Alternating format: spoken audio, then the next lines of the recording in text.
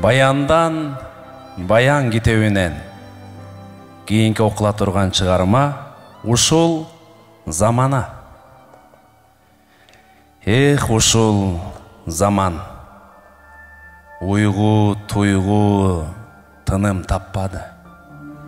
Уурдап барат өмүрлөрдү дүйнө баткагы. Bir жылыбыз bir ай өңдү зуулдап, bir аптабыз bir күн сымал арыш таштады. Түшүнүксүз оору сырко элди каптады, суулар ташып, токой күйүп жерди каптады.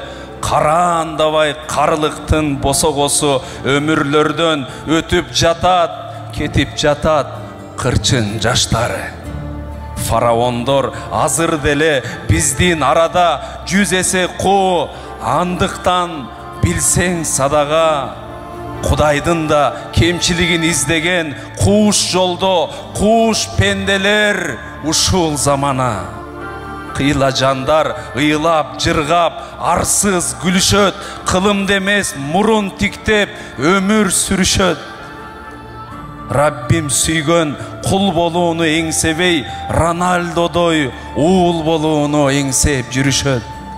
Кеткен менен кербезденип бүркөө булуттар, кетпейт экен келемиштей түркөй куруктар. Дили, тили, көздөрү да байланып, диктаторго кор болууда нечен улуттар.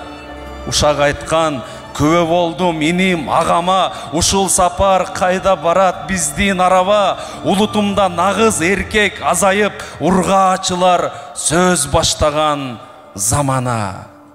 Сүрөттө бар, жүрөктө жок болдук мусулман. Илим, билим, парасатсыз болдук бузулган.